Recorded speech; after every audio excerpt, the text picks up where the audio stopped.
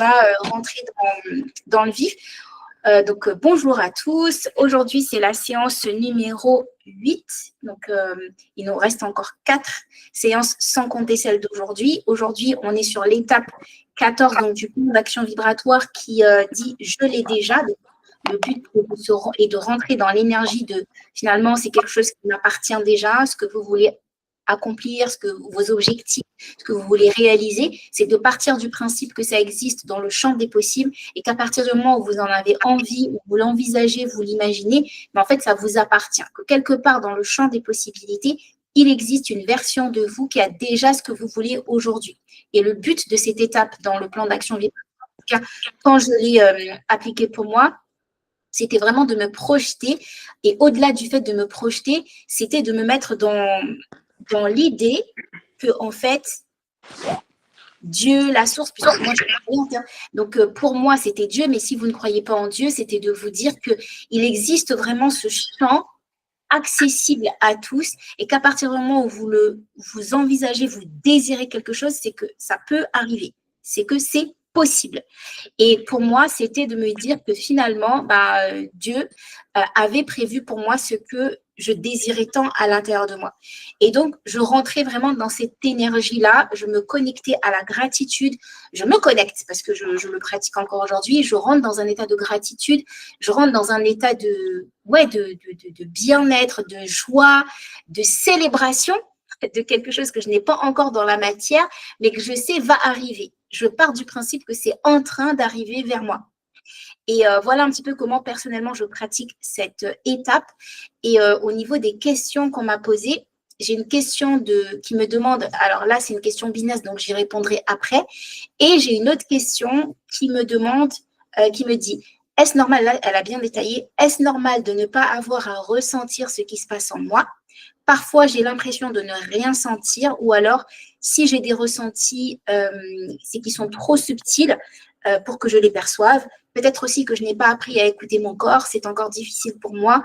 Tu nous le répètes souvent, notre corps nous parle, mais j'ai l'impression que ça ne marche pas pour moi ou alors très peu. Même en essayant plusieurs fois, cela reste flou. Pourrais-tu m'aider à comprendre ce qui se passe? Et si c'est normal de se sentir ainsi, que faire pour améliorer cela? Merci beaucoup pour ton éclairage. PS, je regarderai le replay pour la réponse. Mon programme ne me permet pas d'assister au coaching le vendredi. OK.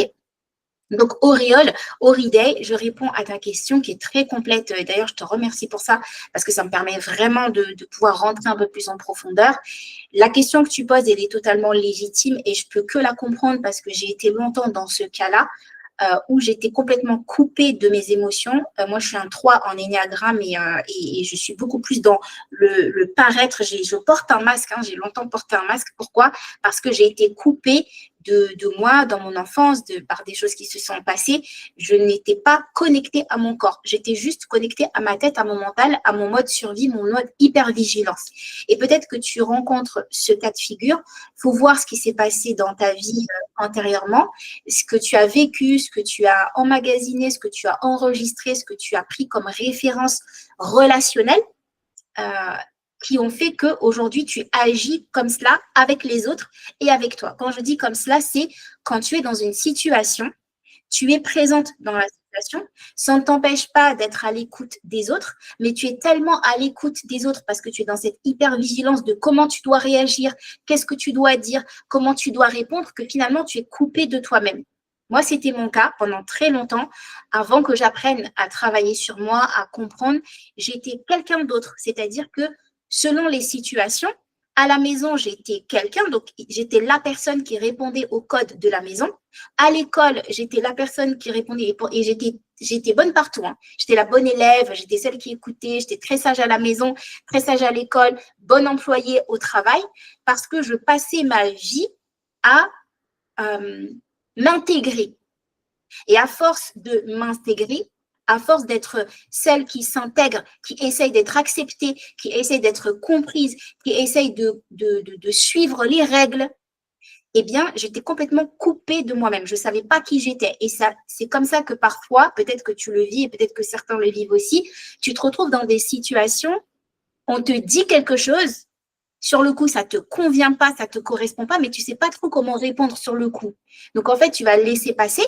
Mais plus tard, tu repasses la scène et tu dis non, mais c'est pas comme ça que ça aurait dû se passer. C'est pas comme ça qu'on aurait dû me parler, en fait. Tu vois, mais en fait, tu es quelqu'un d'affirmer, d'assumer, mais à l'intérieur de toi. Mais à l'extérieur, tu es quelqu'un de plutôt effacé, quelqu'un de plutôt conciliante, quelqu'un voilà, qui est là pour les autres, qui écoute les autres, qui fait tout ce qu'on lui demande, qui répond aux exigences de l'extérieur, mais pas forcément à tes propres exigences. Et c'est ce qui peut créer qu'à un moment donné, tu te sens complètement coupé de tes émotions et tu ne ressens pas ce qui se passe à l'intérieur de ton corps. Est-ce que certains ont déjà eu ça? Est-ce que ça parle à certains? Donc, auréole, si c'est ça, c'est un peu une crise identitaire. Parce qu'aujourd'hui, tu t'es suradapté, coucou Kia, tu t'es suradapté à tes différents environnements. Et ça arrive beaucoup aux enfants, par exemple, d'immigrés. Quand tu as une culture, une double culture à la maison, ou aux enfants métis parfois, quand tu as une double culture, donc tu as la culture à la maison et la culture à l'extérieur, et que tu es comme ça en phase de suradaptation, c'est à la fois une force, parce que tu es un peu un caméléon, mais ça peut aussi être une faiblesse quand tu n'as pas appris à poser tes propres limites et ton propre paramètre. Donc, auréole, je ne sais pas si c'est ton cas, mais en tout cas, voilà ce que je peux te dire. C'est pas quelque chose de mal, tu ne fais pas mal, c'est simplement aussi que cette sensation de non-ressenti, c'est déjà un ressenti. Cette impression de ne rien ressentir, c'est déjà une information, c'est déjà un message. Et comment je peux t'aider? Alors, à travers tous les exercices, je ne sais pas si tu vas te souvenir, l'exercice du flux dans le lâcher-prise, donc la partie lâcher-prise, tous les exercices vibratoires. Il y a l'exercice du jour 10 de mémoire sur le parcours lâcher-prise où tu éteins tout et tu te mets face à une bougie pour juste écouter ce qui se passe à l'intérieur de toi. Si tu peux refaire ces exercices et cette fois-ci, au lieu d'attendre qu'il se passe quelque chose, parce que comme c'est pas quelque chose que tu as l'habitude d'expérimenter, tu n'as pas pris l'habitude d'écouter ton corps, tu n'as pas pris l'habitude de communiquer avec toi-même, tu es plus en communication avec l'extérieur. Là, refaire ces exercices, mais cette fois-ci, au lieu d'attendre qu'il se passe quelque chose dans ton corps, parce que peut-être que tu te dis, il faut qu'il y ait une sensation ou quelque chose de waouh qui se produit. Moi, c'est comme ça que je pensais avant. Je pensais que quand on connecte à son corps, ben, il doit se passer quelque chose. Hein. On doit avoir limite un tremblement ou quelque chose qui vient nous signifier que on est en train de ressentir quelque chose. Ben, en fait, non, pas forcément. C'est juste toi t'envoyer le message que je suis là, je suis en moi, je suis en sécurité en moi-même, je suis connectée à moi-même et juste laisser ton corps s'exprimer et prêter attention même aux micro-informations, les petites tensions, les petites chaleurs, les petites sensations qui vont se déclarer à l'intérieur de toi. C'est vraiment ça. C'est pas quelque chose d'extraordinaire qui doit se produire. C'est pas il n'y a pas comment dire, il y a pas de magie qui va opérer. Hein. Je ne sais pas si tu as connu Dragon Ball, tu vois, il ne va pas y avoir une boule de feu qui va venir autour de toi. Non, non, c'est juste vraiment peut-être une sensation de bien-être, un relâchement, l'impression de déposer quelque chose, ou même juste un souffle qui sort, une forme de respiration un peu différente, le ventre qui se détend ou qui se serre. Des petites palpitations au niveau de la poitrine, c'est très subtil. C'est vraiment très, très subtil, mais c'est un entraînement aussi. Et je dois t'avouer que moi-même, je m'entraîne encore. Hein. C'est pas fini. Je veux dire, moi, j'ai 40 ans. C'est à ma trentaine que j'ai découvert tout ça. Et forcément, j'ai encore des restes. Donc, il m'arrive souvent encore d'être complètement coupée de ce qui se passe à l'intérieur de moi et de vraiment juste être focus que ce qui se passe à l'intérieur, à l'extérieur. Par exemple, là, au moment où je te parle, je ne suis pas forcément à l'écoute de ce qui se passe à l'intérieur de moi. Je suis plus connectée dans ma tête à est-ce que tu comprends mon message? Est-ce que c'est clair pour toi? Est-ce que j'emploie les bons mots? Tu vois?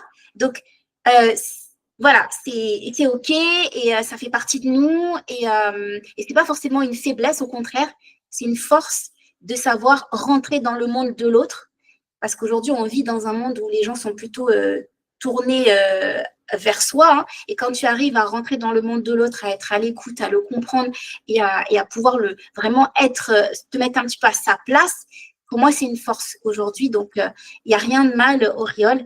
Et voilà, j'espère avoir répondu. N'hésite surtout pas à rebondir dans le groupe pour qu'on puisse continuer les échanges. Donc, voilà pour la première question. Et la deuxième question que j'ai reçue, c'était, on m'a demandé de comment, on m'a dit comment trouver. Alors, attendez, je crois que ça parlait de. Si tu veux juste, Anne-Rifa, je peux compléter juste un petit truc pour donner un exemple sur ce que Oui, tu viens vas-y. de dire.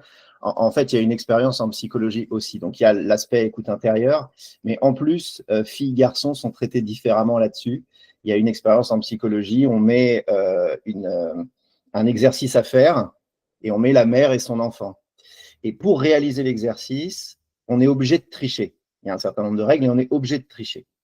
Et du coup, les psychologues observent. Et quand c'est une petite fille, donc la petite fille essaie de faire l'exercice, elle s'aperçoit qu'il faut tricher, donc elle commence à le faire. Et là, la maman, généralement, dit non, non, non, tu dois respecter les règles. Et quand c'est un petit garçon, eh bien, le petit garçon essaie, il s'aperçoit qu'il faut tricher, il arrive à faire l'exercice en trichant, et là, la maman dit c'est bien. Okay. C'est-à-dire que pour les petites filles, on va les ramener à la règle, à ce qu'elles doivent se comporter bien, etc. Et le garçon, on va se concentrer sur l'objectif, est-ce qu'il le réalise ou pas. Parce que même dans elle dit, comment elle parle au garçon, c'est vas-y, vas-y, tu dois y arriver. S'il n'ose pas tricher, elle va dire vas-y, tu dois y arriver. Et pour les petites filles, non, tu dois respecter. Voilà, c'est une expérience qui est un peu datée, mais ça va avec aussi pour la petite fille sage, ne pas s'écouter, correspondre aux attentes des autres, etc. Ça peut totalement expliquer. Moi, je sais que ça vient d'un vécu, plus que de. Et bien sûr, j'ai eu aussi cette éducation, cette culture de respecter. Et puis, quand je parlais de l'enfant immigré, parce que quand la majorité des familles qui viennent s'installer en France, surtout les parents, nous, l'ancienne génération, ils étaient beaucoup dans le respect, la quête du respect de l'endroit où ils sont venus s'installer. Et donc, il fallait vraiment suivre toutes les règles, faire attention. Il ne fallait pas faire de bruit, il ne fallait pas se faire remarquer, fallait vraiment, voilà, à l'école, tu dois être impeccable. C'était très, très important, cet aspect-là de respecter les règles, garçons ou filles, hein, pour le coup. Mes frères, c'était pareil, c'était la même règle. Mes parents le faisaient aussi. Voilà, c'était pas des gens qui allaient revendiquer au travail. On pouvait les exploiter sans problème. Le patron était vraiment voilà, c'était le Graal parce qu'il donnait à manger, il payait. Donc voilà, c'est aussi, moi je sais que pour ma part c'était ça, et puis de par ce que j'ai vécu dans ma toute petite enfance avant de venir en France, il y a beaucoup de choses qui se sont produites. Mes parents par exemple m'ont laissé, ma maman m'a laissé aux Comores auprès d'une famille qui n'a pas forcément été bien traitante, et ça a joué aussi sur le fait que j'étais complètement coupée de moi-même. J'étais plus activée sur l'instinct de survie pendant au moins ma première vingtaine, alors que j'ai rejoint ma maman, j'avais 6 ans. Mais ça a complètement bousillé quelque chose en moi qui a fait que j'ai développé ce truc de je suis là pour survivre. Ça m'a servi, mais il y a dans les relations, parfois, ça peut desservir quand tu es plus dans la survie que dans le lien. Moi, j'étais plus dans la survie que dans le lien. Et donc, peut-être que Auriol a ça. Et quand tu es plus en hypervigilance tout le temps, ça peut aider dans certains domaines. Moi, par exemple, ça fait de moi quelqu'un de très performant, mais ça fait pas quelqu'un de moi ça fait pas de moi quelqu'un très émotive, très. Alors que je suis hypersensible, mais je suis hyper rigide parce que je suis plus dans la protection plutôt que dans je ne sais pas si vous voyez ce que je veux dire. Donc, parfois, et c'est pour ça que vous m'entendrez souvent quand on me parle d'hypersensibilité, je sais que tu peux être hypersensible et avoir une coquille, une carapace dure comme fer, quoi. Ça ne veut pas dire que tu n'es pas hypersensible, bien au contraire.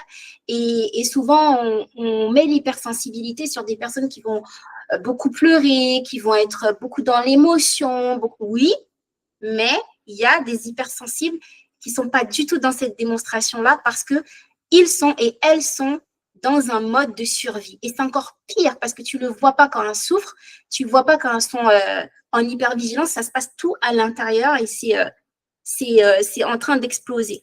Bon, voilà, petite parenthèse. J'espère avoir répondu. Merci beaucoup, Jean-Emmanuel, pour l'expérience. Je ne connaissais pas et je pense que ça fait totalement sens.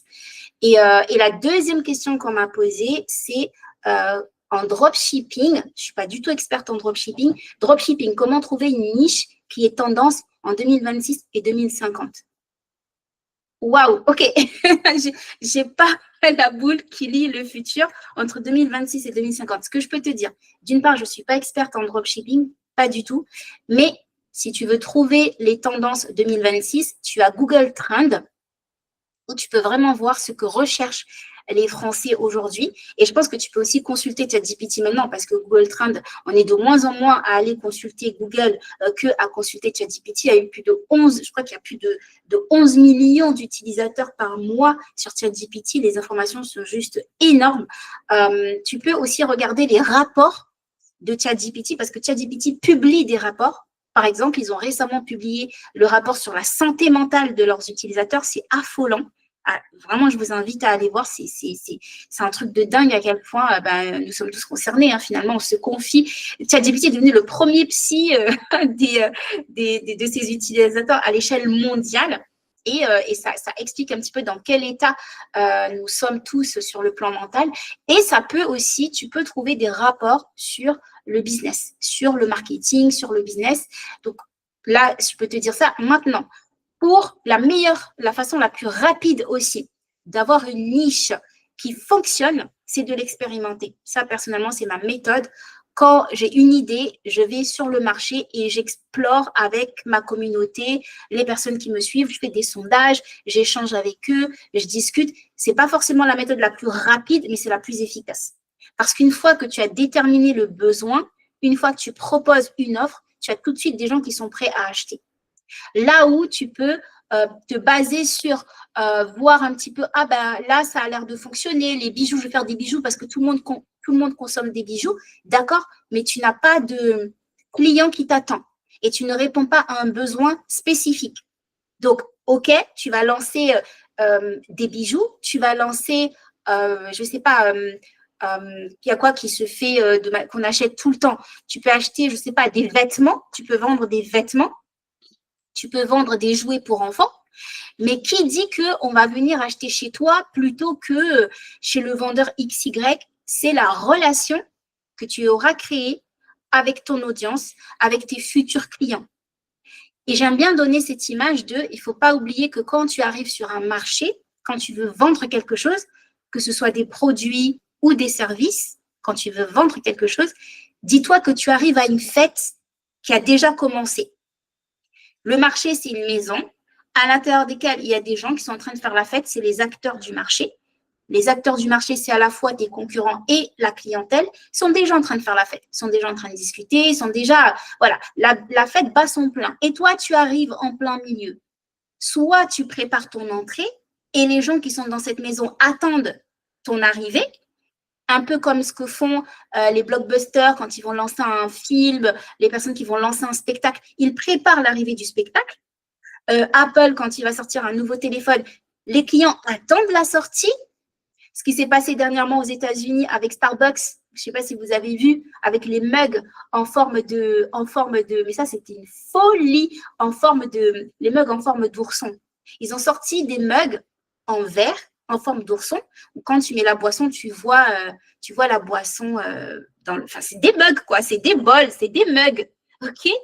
Eh bien, il y a eu des émeutes dans les Starbucks. Les gens y allaient à 4 heures du matin pour des magasins qui ouvraient à 9h, 10h, faire la queue pour pouvoir acheter le mug.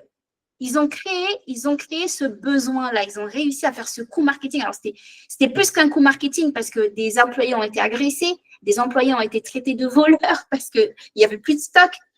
Il y a eu des bagarres. Et puis, ceux qui arrivaient à acheter les mugs, c'était récent, là. C'était courant mois dernier, il y a moins d'un mois.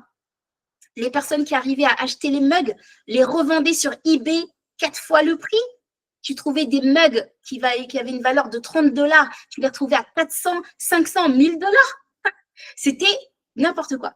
Mais ils ont réussi, sur le plan marketing, ils ont réussi un coup de maître de créer un besoin, de créer le fait qu'on attende la sortie de leurs produits. C'est ça qu'il faut. Et ça, c'est ce qu'il faut dans tous les domaines. Si tu arrives sur un marché, à un moment donné, tu dois réussir à faire en sorte qu'on attende que tu arrives, créer un besoin, faire que les gens aient envie d'acheter chez toi et pas chez quelqu'un d'autre. Donc, que ce soit en dropshipping ou dans le maquillage ou dans le service, c'est ça, créer du lien avec votre clientèle, faites en sorte que votre clientèle ait besoin de votre service jusqu'à que ce soit, comment dire, j'ai eu un appel téléphonique avant-hier sur mon prochain programme et c'est la cliente qui me dit, est-ce que tu veux travailler avec moi? Est-ce que ce que je te, comment dire, ce que je t'explique là, c'est une problématique, tu as envie de travailler avec moi? C'est ça qu'il faut créer. Et il faut donner envie à l'autre de vouloir travailler avec vous et d'attendre que vous soyez là, que vous veniez, peu importe qu'il y ait des concurrents ou pas. Donc voilà, pour le dropshipping 2026-2050, regarde sur Google Trends, regarde sur ChatGPT les rapports business et marketing dans ton domaine, mais surtout crée-toi une audience. Avant de lancer ta boutique, avant d'aller acheter ton espace Shopify, prépare une audience. Fais en sorte d'avoir des personnes qui vont attendre que tu viennes, en fait, que tu viennes proposer tes services. Donc, crée du contenu autour de ça. Positionne-toi en connaisseuse ou experte ou amatrice. Parce que ce qui est bien avec les réseaux sociaux, c'est que là où il y a 15-20 ans en arrière, le titre d'expert était le Saint Graal, aujourd'hui, quand tu es amateur ou amatrice, c'est encore mieux parce que tu montres que tu es en train de te construire et les gens aiment ça aussi. Ça n'a plus ce côté rassurant d'être expert, d'avoir 50 diplômes. C'est plus ce que c'était. Aujourd'hui, les gens font aussi confiance à des personnes qui ne sont pas forcément diplômées dans ce domaine-là, mais qui sont juste passionnés et qui montrent un intérêt et qui sont présents. Ça fonctionne aussi. Donc, personnellement, je suis de l'ancienne école. Moi, j'ai grandi avec faut avoir des diplômes, faut être experte et ça me rassure d'avoir des certifications. Mais je sais aussi qu'aujourd'hui, au moment où je vous parle, il y a des personnes qui proposent des formations en neurosciences, reprogrammation intérieure et qui ne sont pas du tout dans le domaine. Et ça fonctionne. Ils ont leur clientèle, ça fonctionne. Donc, sentez-vous à l'aise avec le fait d'aller montrer aussi que vous êtes en construction, que vous êtes dans un parcours, que vous êtes en train de créer quelque chose parce que vous allez trouver aussi votre audience. Right? Donc, voilà ce que je pouvais dire sur les 2 questions qu'on m'a posées aujourd'hui. Maintenant, on va passer à la séance d'échange, les questions. Donc, aujourd'hui, en tout cas cette semaine, c'est la phase de « je l'ai déjà ». Je reviens sur vos objectifs par rapport au 25 septembre. Où est-ce que vous en êtes aujourd'hui? L'évolution depuis le mois de septembre par rapport à ce que vous voulez manifester d'ici la fin de l'année. Où est-ce que vous en êtes? Petit tour d'écran. On commence avec Mathiaba qui était là en premier, puis Viane, puis Jean-Emmanuel, Florence et Kia. Tu es là, Mathiaba? Oui, je suis là. Comment dire? J'avoue, je suis pas à fond à 100% parce qu'il y a beaucoup de choses. Enfin, je sais que je vais manifester des choses, donc du coup, ça opère des changements.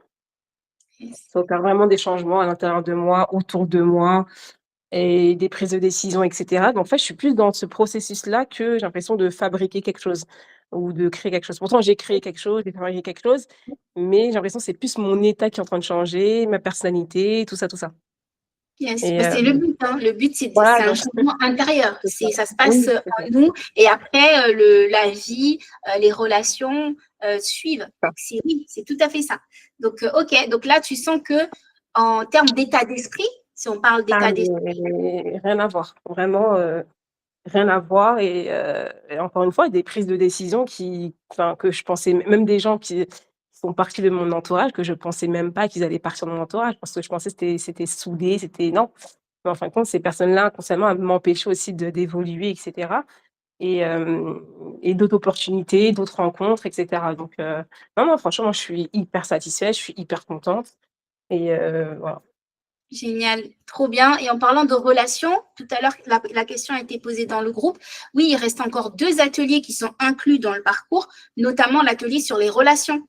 Et justement, Oui. la semaine prochaine, donc jeudi prochain, on va avoir l'atelier sur le pouvoir des relations dans la manifestation, comment se protéger d'un entourage toxique, comment sortir des relations qui nous bloquent, qui nous coincent un petit peu dans notre réussite, et surtout comment créer des relations favorables, un entourage favorable. Et surtout, pour ceux qui n'ont pas forcément volonté de se séparer de leur entourage, des personnes qui leur sont chères, trouver le terrain qui fera que voilà, ça se passe mieux, la communication passe mieux, tout en vous respectant et en étant dans un équilibre, je dirais pas parfait, mais un équilibre harmonieux. Donc ça, c'est ce qu'on va voir la semaine prochaine, donc jeudi prochain. Et à la suite de cet atelier, pareil, il y aura des exercices. Alors, ce ne sera pas tous les jours, ce sera semaine après semaine, qui nous emmènera jusqu'au 18 décembre pour renforcer vos relations, renforcer l'entourage, créer des liens solides pour 2026 et le reste. Donc ça, c'est la semaine prochaine. Vous allez recevoir un mail très certainement pour bloquer la place dans la salle virtuelle. Donc, c'est un atelier qui est inclus dans le parcours, il n'y a rien à payer. Simplement, il faut bien être inscrit dans la salle virtuelle où on va avoir l'atelier. Right, mais vous recevrez un mail là-dessus. Je vous ferai des rappels aussi dans le groupe, histoire que, de toute façon, là, même sur les réseaux, je vais en parler aussi.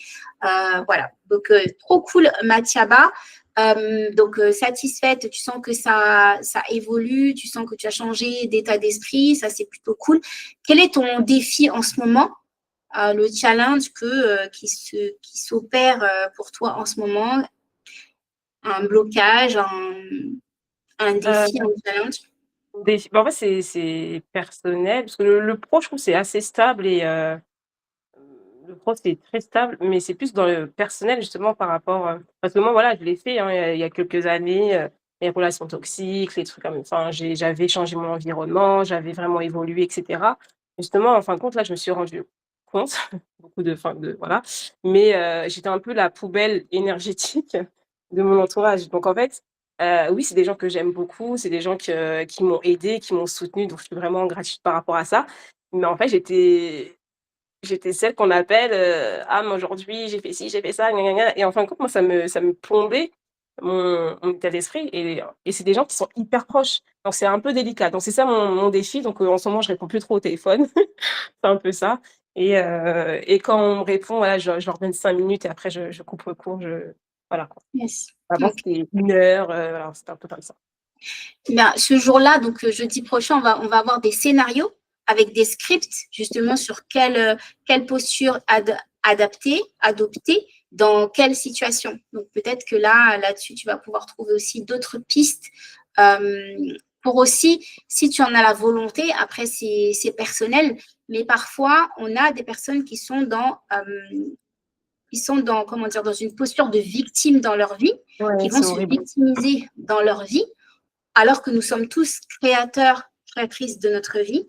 Et aussi, tu peux les orienter, les guider, sans forcément jouer à la coach ou, tu vois, être hyper directive, mais simplement, de par ton attitude, ça peut créer des prises de conscience. Là, par exemple, aujourd'hui, juste, tu coupes court la communication, tu écourtes la conversation.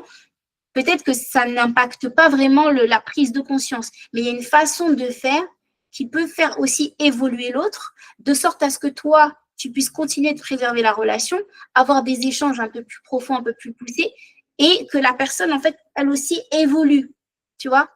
Donc Oui, je comprends, ouais. là, aujourd'hui, toi, tu coupes, tu te protèges, et ça, c'est la meilleure chose à faire, mais ça ne fait pas nécessairement avancer la relation, ça ne fait pas évoluer la relation, parce qu'au final, toi, tu continues de travailler sur toi et donc d'évoluer, et cette personne, elle reste dans son statut de victime. Là où il y a d'autres manières de faire, c'est justement que la personne aussi puisse évoluer pour que si tu as envie de préserver la relation, il n'y ait pas ce moment où ça se casse en fait. Parce que plus tu évolues, plus la personne reste dans son statut de victime, à un moment donné, ça passe plus. À un moment donné, tu es Oui, oui, tellement non. à une autre station Mmh, que mmh, mmh. au final, on n'a plus rien à se dire en fait.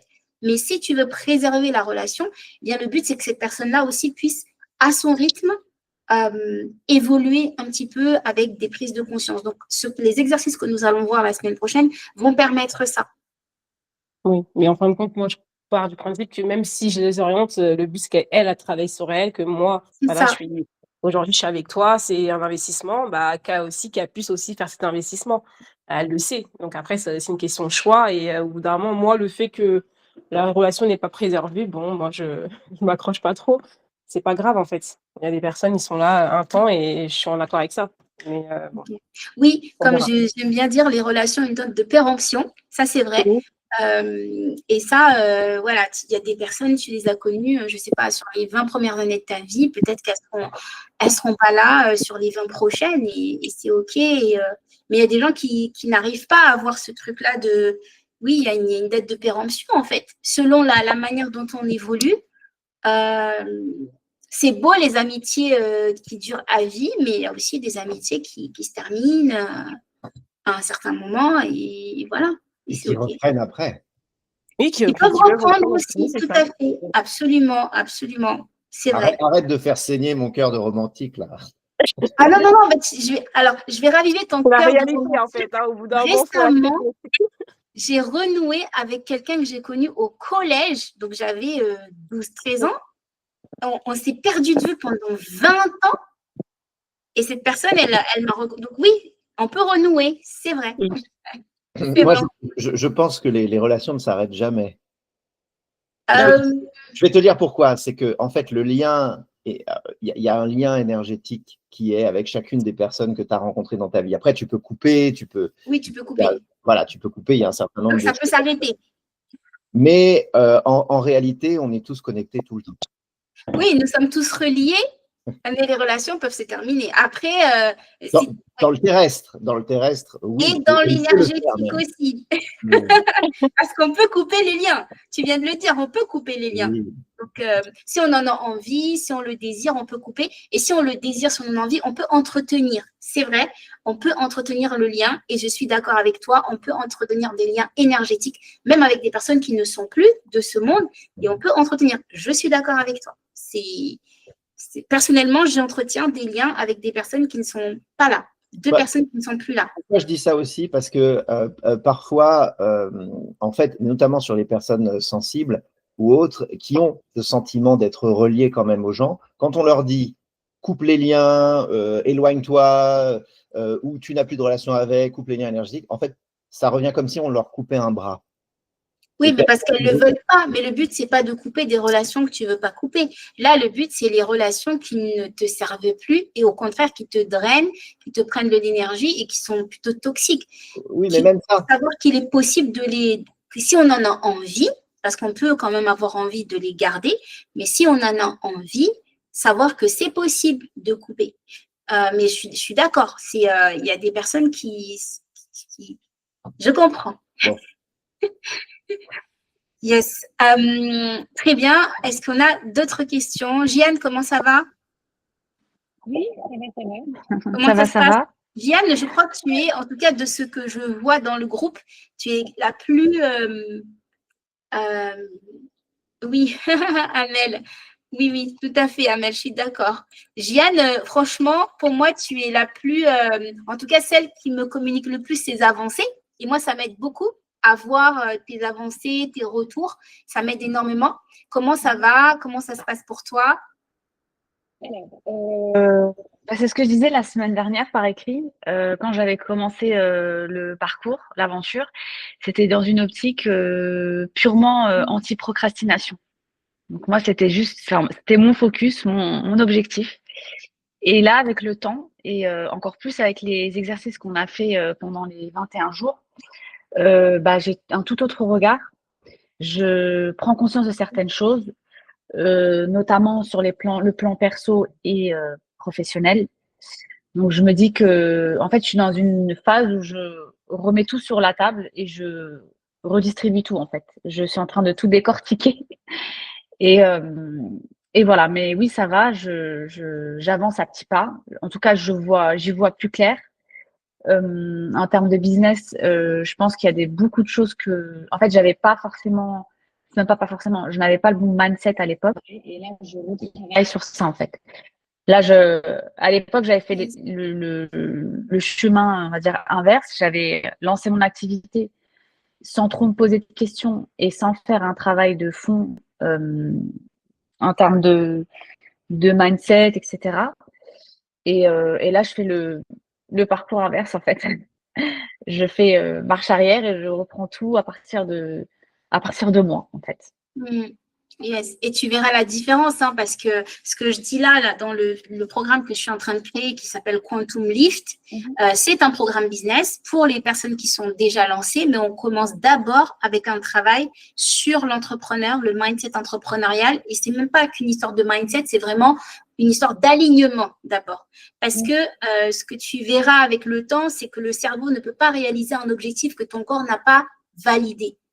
Donc, toi, tu peux vouloir quelque chose, tu peux te dire, ça, c'est pour moi, je sais que c'est pour moi, j'en suis capable, je le mérite, je veux tel objectif, je veux atteindre tel objectif, je veux faire des conférences, je veux animer des ateliers, je veux accompagner tant de personnes, je veux être sur les réseaux, ok, tu le veux dans ta tête, mais tant que le corps, le système intérieur n'a pas validé ça et ne se reconnaît pas, ne s'identifie pas à cet objectif, c'est très compliqué. Ça ne veut pas dire qu'on n'y arrive pas, mais on y arrive difficilement. C'est quelque chose c'est lourd, c'est dur, ça prend du temps, c'est challengeant, on est vraiment chamboulé. Et personnellement, je l'ai vécu pareil au début de mon entrepreneuriat. Je me suis lancée avec l'idée, avec la vision, mais j'ai lutté. Et vraiment, les 5 premières années de mon entrepreneuriat, je peux même dire les 10 premières années, parce que 5 ans, j'étais encore salariée.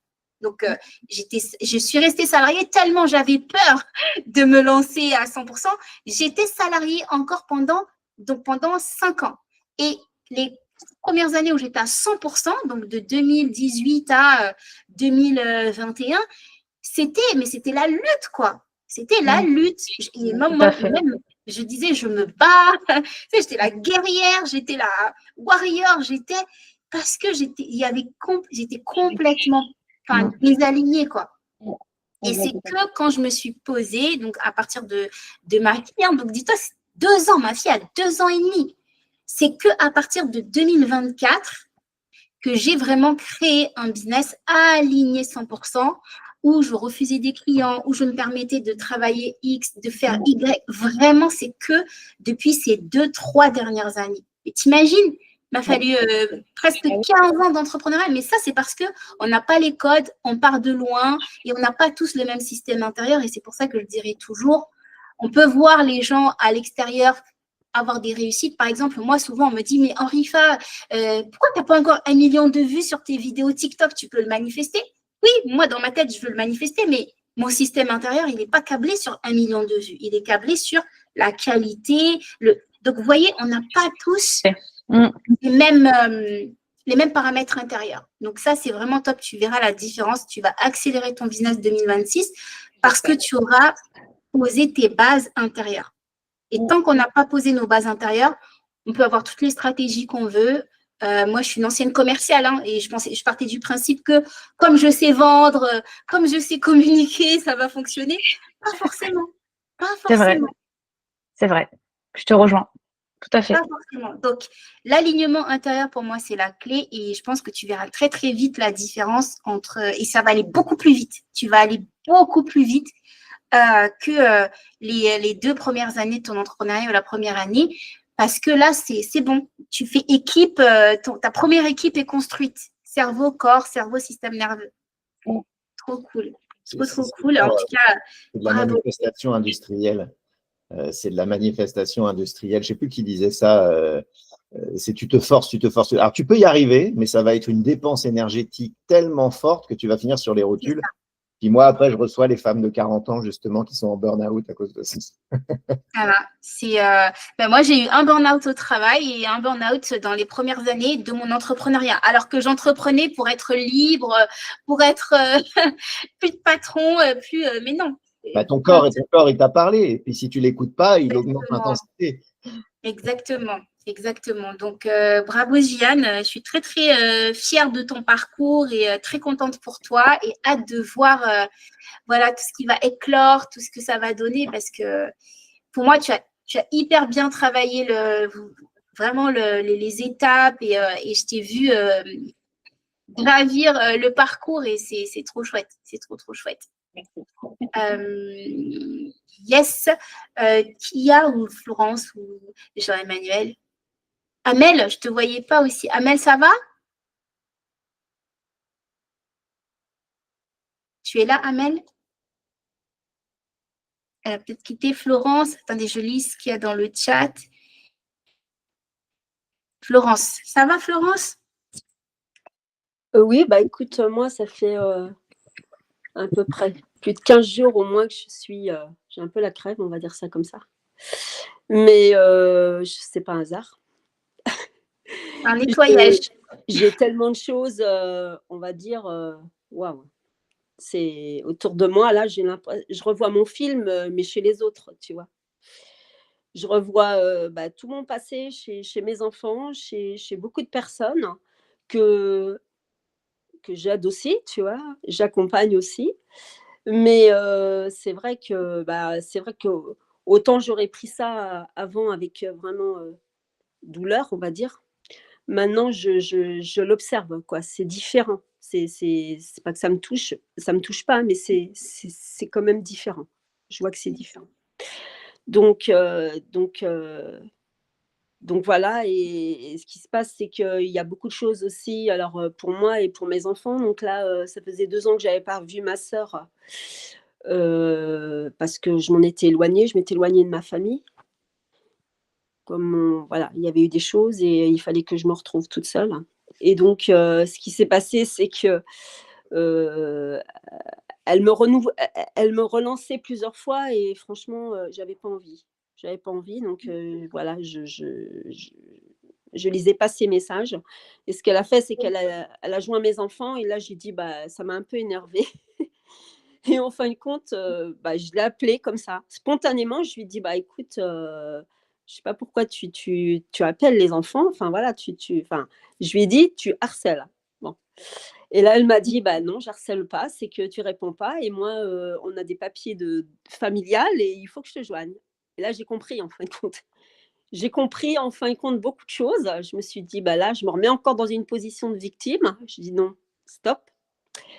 Et en fin de compte, c'est surtout, elle m'a dit: «Bah, écoute, c'est la dernière ligne droite là, c'est des papiers qu'on doit faire, enfin voilà, on n'en parlera plus». C'était des histoires avec, familiales du côté de ma mère.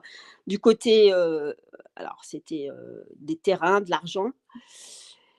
Et là, tout d'un coup, eh bah, je sais pas, j'ai eu comme une libération. Je me suis dit: «Oui, ça fait des années, c'est vrai qu'on a toujours connu, les disputes de nos parents par rapport à l'argent». Et là, après, j'ai compris que j'étais liée aussi à ça, moi, et que pour moi, ça allait être une libération. Quelque chose que je portais et qu'en fin de compte, voilà, c'était fini, ça allait être fini. Donc c'était assez, émouvant, et c'est assez émouvant encore comme vous le voyez, parce que je me suis dit: «En fin de compte, je portais quelque chose et qui m'appartenait pas». Yes. Donc c'est très fort pour moi, et je me suis dit, en fin de compte, voilà, ça m'appartient plus, quoi. Ça y est, je coupe les chaînes, ça m'appartient plus, et pour moi, la survie, ça c'est terminé. C'est terminé. Voilà, il fallait vraiment que ça soit acté par quelque chose, et c'est vraiment là, voilà, ça s'est fait comme ça, en fin de compte, spontanément. Et donc moi, autrement, je suis à faire une formation justement, et je suis en train de faire, ma biographie. Et donc je voulais partager bien sûr, mes expériences de vie, et je pense que celle-ci en fait partie. Génial, génial. Ah, Donc oui, c'est assez, je te cache pas, hein, c'est assez émouvant pour moi parce que ce qui s'est passé aussi cette semaine, hein, c'est que ma fille m'a appelée en panique, et elle était dans un bus, et donc et bien elle avait, ce qui s'est passé, que normalement voilà, elle présente, elle présente sa carte, et là, ce qui s'est passé, je sais pas, elle avait pas reçu un mail comme quoi, c'était OK, enfin qu'on avait payé, et elle m'a appelée. Il y avait les contrôleurs, et là, en larmes, en larmes, disant que oui, elle allait payer une amende et qu'elle ne pouvait pas. Et là, je lui dis, OK, écoute, tout va bien, je vais regarder, j'ai l'abonnement, je sais qu'il est payé. Et là, ce qui s'est passé, c'est que, alors, il y avait 2 personnes, il y en avait une qui insistait pour qu'elle paye absolument l'amende et il y en avait une autre qui était OK. Et donc, je lui dis: «OK», je dis: «Tout va bien, tout va aller bien, c'est OK». Elle a raccroché, elle m'a rappelé, elle m'a dit: «On m'a fait payer que le ticket de 1,80 €». Mais je me suis revue dans une situation comme ça, je me dis: «Plus jamais». Tu as su gérer là où avant c'était panique, là où avant c'était. Totalement, Ok, totalement, totalement. Je génial. lui dis: «Écoute-moi, tout va bien aller, reprends tes esprits». Enfin, je pouvais pas non plus trop et en plus, il y avait les 2 personnes et je t'assure qu'elles ont été patientes. Mais en fin de compte, j'étais sûre. J'ai dit: «Ça va, je sais que ça va aller. Je sais que ça va aller». Je lui ai donné comme une petite force, on va dire et elle m'a rappelé après et voilà et après je sais qu'elle aussi, elle a enfin voilà. Je sais qu'elle porte des choses et que justement, il faut absolument qu'elle soit pas dans la peur, mais dans la confiance. Mm. Et c'est ce qui m'a rappelé aussi pour moi, parce que là, j'étais dans une période où, de doute, enfin, il y avait plein, plein, plein, plein de choses. Et là, j'ai dit plus jamais. La confiance, pas la peur. Mm. Ah, Magnifique. ça bouge beaucoup. J'ai une de mes filles aussi, ça fait 5 ans qu'elle n'a pas vu son père. Voilà, pour des raisons bien sûr familiales. Et là, ce soir, c'est décidé. Elle revoit avec son autre sœur. Alors ça a été assez difficile pour moi, mais j'ai dit: «OK, c'est OK pour moi» puisqu'elle m'a dit: «Bah, voilà, moi je veux avancer dans ma vie, je vais lui demander pardon, je l'excuse pas, mais j'ai besoin de lui dire pardon». Donc j'ai vraiment trouvé ça très, très fort aussi, vraiment très fort. Donc voilà, il y a beaucoup de choses, mais ça va, Bien. ça C'est va, une je me période fais de confiance. nettoyage, hein. Quand tu m'as dit que Ah, il y a beaucoup, quand tu m'as dit que tu es enrhumée depuis 15 jours, totalement, voilà, c'est un nettoyage énergétique. Tu fais le vide, tu remplaces exactement. des choses et c'est assez cool. Coucou Fadouma. Donc c'est assez chouette, Florence. Merci beaucoup pour le partage. Ah, c'est fort, hein, c'est fort. Mon fils également, là, il est dans un truc complètement. Enfin, son travail, enfin, il n'y a plus de travail, donc voilà, enfin, ils l'ont pas licencié, mais voilà. Et là, lui aussi, hein. Donc, je sais qu'en fin de compte, voilà, il va avoir aussi son cheminement à faire par rapport à des choses. Donc là, j'ai beaucoup d'accompagnement au niveau de mes enfants, mais ça va. Ça va, c'est vrai que c'est beaucoup de fatigue, mais et comme tu parlais, je ne veux pas non plus trop. Comme tu parlais donc de ton business qui était très lourd, ça m'a fait ça. J'étais partie impeccable pour faire la formation et tout d'un coup, paf, un truc incroyable qui m'est venu, je ne savais plus trop où j'en étais. Donc j'ai laissé, j'ai laissé, j'ai laissé et c'était très lourd à chaque fois pour moi de reprendre. Et là, j'ai dit: «Stop». Je me suis revenue à mon cœur, malgré tout ce qu'il y avait autour de moi aussi, il y avait tellement de choses. J'ai dit: «C'est OK pour moi parce que je sais que c'est ma mission et je le ferai». Mais je le ferai à mon rythme. C'est ça. Et quand tu le feras à ton rythme, ça va aller beaucoup plus vite que quand tu ne le fais pas à ton vrai rythme Exactement, naturel. exactement. Je le fais à mon rythme et je sais que je le ferai parce que c'est moi, c'est mon histoire, parce que ça Yes. ça fait partie. Donc je sais. Je sais que tout ça, Ok. ça va aller, mais c'est beaucoup de force. Yes.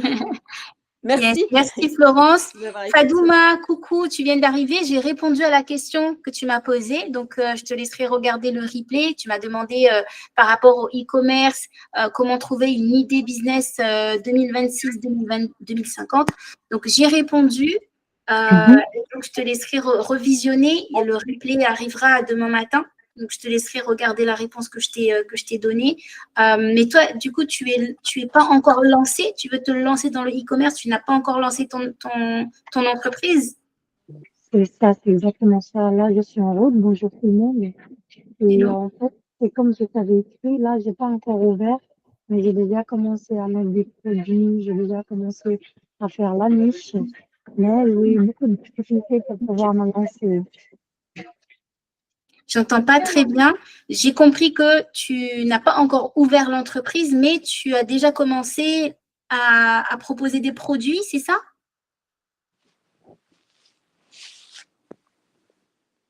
Allô? Bon, le micro est coupé. Oui, je vais t'écrire, je suis en route, excusez-moi. C'est pour ça qu'on n'entend pas. Je vais écrire un message. Ok, d'accord. Ok, très bien. Coucou Kia, comment ça va? Bon, Kia est partie. Ok, donc on a fait le tour. Il reste 4-5 minutes. Est-ce qu'il y a des questions, des retours avant de couper le live? Et je vais regarder aussi le message de Fadouma dans le groupe. Alors, Mélissa. Hello Mélissa, bienvenue. Est-ce que tu nous entends? Mélissa, coucou. Ça va Mélissa, tu vas bien? Tu nous entends? Je vois que tu es sur la route. Fais attention à toi. Non, ouais. Kia. Oui, je suis là. Bonjour, excusez-moi. Bonjour, Mélissa, ça va? Oui, ça va. Vous? Comment ça se passe de ton côté? Comment ça va? Oui, ça va. Donc, je fais mes exercices. Je crois que j'ai commenté une seule fois par manque de temps, mais je travaille de mon côté. Ok. Tant que vous travaillez, je sais que vous travaillez, hein, mais c'est juste que je ne peux pas deviner pour tout le monde. Et c'est vrai que c'est pour ça que pour moi, c'est important d'avoir les retours dans le groupe pour voir un peu vos avancées, pour pouvoir répondre aux questions. Mais je sais que vous travaillez. Hein. D'ailleurs, tu vois, par exemple, Mathiaba, quand elle nous explique voilà, les changements dans sa vie, l'état d'esprit, je pense que Mathiaba aussi n'a pas beaucoup de temps de mettre dans le groupe WhatsApp, mais il y a des résultats qui sont là, ça opère. Donc, je sais que vous travaillez. C'est vrai, moi j'étais plus assidue, désolée, mais c'est vrai que là je mets plus comme ça, je travaille tous les jours. Il n'y a pas un jour où je ne fais rien. Yes. Faites-le moi savoir, ça me fait plaisir. Oui, c'est vrai, je vais c'est juste le retour pour moi de me dire ok, tout va bien, parce que ça peut vite, vous savez, on est des êtres humains. Je me dis mais si j'ai 0 retour, est-ce que ça veut dire que les gens ne travaillent pas? Moi, au fond de moi, je sais que c'est pas le cas, mais il y a toujours ce petit truc de se dire ok, par exemple, Jiane, j'adore parce que voilà, quand j'ai les retours exercice temps, je suis là devant mon téléphone, je suis en mode Je fais pas mal de retours quand même, Orissa. Hein. Oui. Non, mais oui. Après, ce que je fais pas, non, mais il n'y a pas de, c'est ok. Ce que je mets pas, c'est que je les ai pas fait encore. Tu vois. Mais en tout cas, moi, des fois, j'ai l'impression de mettre des tartines, justement. Je me dis, et c'est toujours les mêmes qui mettent, mais après, je m'en fiche. Mais oui, voilà, ça c'est très bien. Il n'y a pas de toujours les mêmes. Au contraire, vous prenez votre place parce que la place, elle est là. Et il ne faut pas se limiter et se dire ah bah c'est toujours les mêmes. Non, en fait, c'est toujours les mêmes qui ne répondent pas aussi peut-être. Tu vois, donc ça peut être aussi oui, je comprends. Donc non, vous ne sentez pas. Mais les exercices sont faits, ça c'est sûr. Mais il y en a d'autres qu'on doit. Voilà, c'est une opportunité de les faire. Moi, j'ai fait juste les dire juste sur l'argent qui circule, puisque en ce moment et je l'ai partagé avec ma fille, donc elle le fera ou elle ne le fera pas. C'est très très puissant. Yes. C'est vrai qu'on sent la circulation, quoi. Absolument. Donc voilà, cool. je te le dis en face, comme ça c'est encore mieux. Oui, merci. Alors, Fadouma, je lis ton commentaire. Donc, la boutique n'est pas encore ouverte. Je suis encore en train de régler les derniers détails. J'ai trouvé plusieurs produits intéressants, mais il y a encore des ajustements à faire sur les descriptions et les commentaires. Je veux aussi tester un produit avant l'ouverture pour garantir la qualité. Mon objectif est d'ouvrir cette semaine si tout est prêt. Alors, du coup, tu as déjà ta niche. Parce que de ce que j'ai compris sur la question, quand tu m'as demandé comment trouver une niche qui fonctionne entre 2026 et 2025, pour moi, quelqu'un qui pose une question comme ça, c'est quelqu'un qui n'a pas encore de concept, qui n'a pas encore de produit, qui n'a pas encore de boutique. Mais là, de ce que tu m'expliques, tu as déjà ta boutique. Donc, ça veut dire que tu as normalement déjà ta niche. En tout cas, tu es déjà positionné sur un certain type de produit. Donc, en fait, Google Trends, par exemple, ça ne va pas être très utile parce que ça fait partie de la réponse que je te donnais. Ça ne va pas être très utile parce que si tu peux utiliser Google Trends pour voir si on demande ce que tu veux mettre en place, Mais c'est un petit peu tard parce que supposons que Google te dit, bah non, en fait, ce que tu es en train de lancer n'est pas du tout demandé. Est-ce que tu vas ne pas ouvrir ta boutique? Parce que j'imagine que tu as investi. Est-ce que tu vas pas du tout faire ce concept-là? Est-ce que toi, tu es prête aujourd'hui à arrêter ce que tu as commencé pour partir sur une demande marché?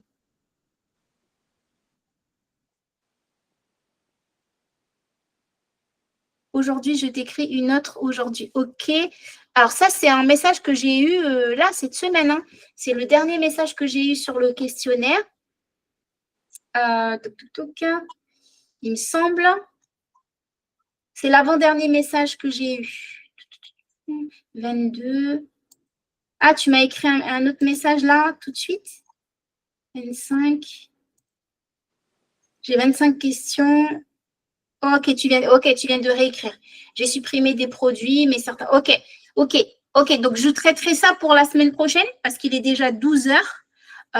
Mais du coup, j'ai répondu à l'autre question de ce que tu m'as posé pour aujourd'hui. Et là, je répondrai, on traitera la question que tu viens de poser là dans le formulaire la semaine prochaine. C'est bon? Mais déjà, si tu ne te poses pas la question de savoir comment trouver une niche en 2025-2026, c'est OK. Là, le but pour toi, par rapport à ce que tu m'expliques, l'enjeu pour toi, ça va être vraiment de consolider ta communauté, c'est-à-dire d'avoir des personnes qui vont vouloir acheter chez toi, donc créer l'envie, le désir et le besoin autour de ton produit, autour de ton concept. Et c'est pas tant le site qui est important que la délivrabilité et le service que tu proposes. On peut avoir un site internet très moche, Amazon, hein, c'est pas le plus beau site du monde, et avoir un service de qualité et un service qui se démarque des autres. Donc, c'est pas le site, mets pas toute ton énergie dans le fait d'avoir un site très, très beau. Mets ton énergie dans le fait d'avoir des personnes qui vont vouloir acheter chez toi, que ton site soit beau ou pas. Que ta page soit belle ou pas, c'est pas le but quand tu te lances. Quand tu te lances, le but, c'est le lien que tu crées avec ton marché, avec tes clients potentiels. C'est la confiance que tu crées avec tes futurs clients. Le but, c'est que dans ta façon de communiquer, tes clients aient tout de suite envie d'aller plus loin avec toi. C'est ça l'enjeu quand on se lance, quand on démarre. C'est pas les couleurs de ton logo, c'est pas ta carte de visite, c'est pas le site web, c'est pas ça qui crée la confiance. Ce qui crée la confiance, c'est vraiment ce que toi tu incarnes et la transformation, le service que tu apportes aux gens. C'est sur ça qu'il faut travailler. Je ne sais pas si tu m'as entendu, Fadouma, et j'espère que ça pourra aider en tout cas. Mélissa, tu ne t'es pas encore exprimée. Je te laisse prendre le micro avant de se quitter, si tu nous entends. Coucou. Bonjour à tous. Hello. Je suis au conduit. Donc, yes. Ça va? Oui. Je n'ai pas trop réussi à participer aux réunions du vendredi parce que, comme tu sais, j'ai le décalage horaire. Donc, c'était aussi pour savoir, est-ce que ces vidéos-là, est-ce que ces lives-là sont sur la plateforme ou est-ce qu'elles sont... D'accord.